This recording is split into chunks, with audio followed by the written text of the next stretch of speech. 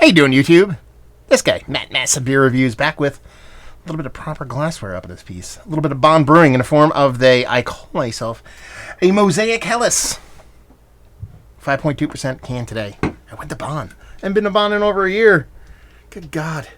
Felt weird to be out and about, but I stopped by, had a beer, actually, at the brewery, and picked this up because it is a Helles that is hopped in Mosaic.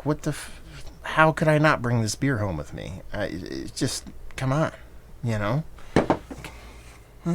Label-wise, or crowler-wise, new. I haven't seen this one before, so I like the fact that they switch it up. It's got almost like a 3D thing kind of going on, so I can kind of dig that. Yeah, like I said, proper glassware. It looks all the part of like a lager, you know? Helles, you know, a little bit darker than a Pilsner. You know, nice soft carbonation on it. You know, it looks all the part. All the parts, baby. Get the nose. Malty. I didn't expect that, honestly. There's a big biscuity kind of maltiness to it. I expected it with that Mosaic in there for that Mosaic just to kind of jump out of the beer. It's not really the case. It's kind of malt driven. I mean, you do get a soft, almost like floral kind of hoppiness from this, but it's really a malt driven Helles. Smells really nice. Just not what I expected. You know, just a big toasty biscuity malt driven beer. A little bit of subtle floral Mosaic hops in the background. Done and done. Let's dive in. Cheers.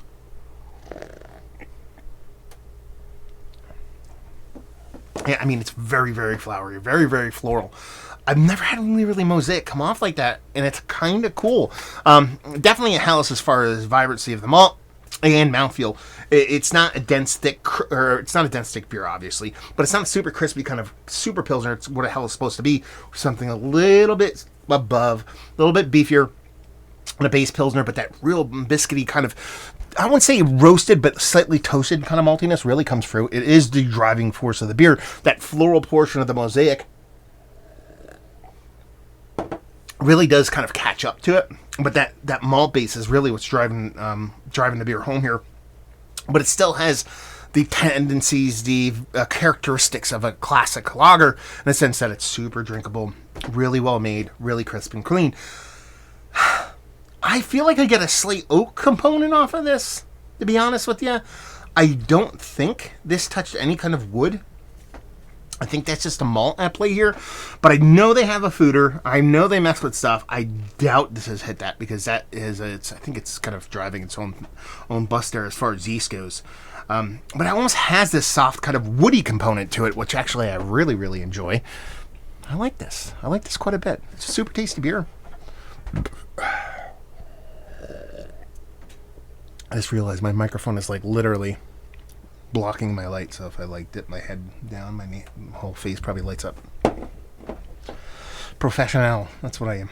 Anyway, I mean, this is chugger stuff. You're talking about 5 and change, 5.2? 5.2%. You know, that hop is super floral and light, not super aggressive green or anything like that. The malt is driving the day here, but in a very fun and very drinkable way. It's not a heavy beer. It's not a malty beer, but the malt is the kind of leading kind of flavor point in the whole beer. This is 32 ounces. This is going to be drank on the quickness. Let's put it that way. I love Bonn, man. I really do. I mean, one of my favorite breweries, period, end of sentence, going. And also one of my favorite taprooms, and that was one of the coolest things about today. I actually go to the brewery. I sat down. Awesomely staffed. I mean, you know, Sam and the whole gang at on Bonn have always been really kind of just people, and just some of the nicest people in the whole industry. But how they were running, I mean, you're talking about the owner, you know what I mean? The staff, the whole staff just in tune, running the whole place. Not just like hustling like crazy, but hustling and being conscious.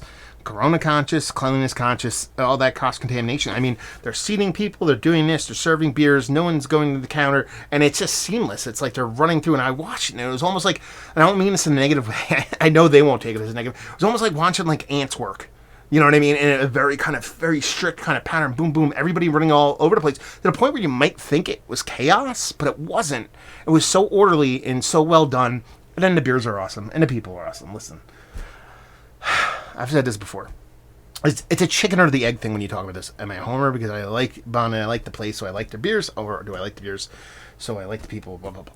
I think it's a combination of the whole thing. Their beers might not be for you. You're talking about a Helles Mosaic. It's not gonna hop thought or high haze, bro. It might not turn your gears. They're mooey. They're those kind of beers might not be your cup of tea, but it's good beer. It's tasty beer. It's drinking beer. And the people don't suck either. Ooh, I should wear my Bonn shirt. I should have been that guy. I just got a new one. My old one, which I love, got ruined. Got shrunk in a watch and it shrinky-dinked. And it looked all bad, so I got a new one today. But anyway, so there you go. Is this one of the better Helles I've had as of late? Yes. Is it Mount Rushmore status? Probably not. Not because it doesn't deserve. I've just had a lot of Helles this year. I like them to be... Well, I like this, the Americanized. Okay, let's put it to you. Is it one of the better Americanized version of Helles that I've had? I was like, yes, Mount Rushmore status there. Just in a whole group of things, it's up there towards the top. Just eked out by some of the classic ones, which really just kind of do me a little bit proper.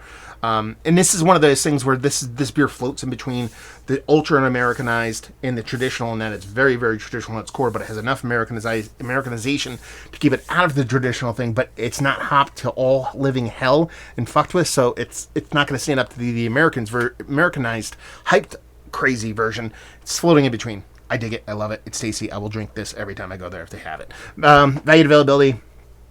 I forget what their crowlers are. It's probably like $14 or something. And leave you with, if you like probably cheaper actually. And if you like what we like this, if you like old world style lagers, if you like a little bit of floral hopping, and you like it done in a meaningful and purposeful fashion, but not overdone, from really good people doing really good things, you'll like this beer. So there you go. Review in the books. Hopefully you guys enjoyed it. Down there if you want to talk about it. Massive Beers. If you want to check me out doing the social media stuff. Beer Massif. If you want to check me out doing the whole podcasting thing. Hopefully you guys enjoyed the review. Hopefully you're enjoying some Bonn right now. Hopefully see you next time. Cheers.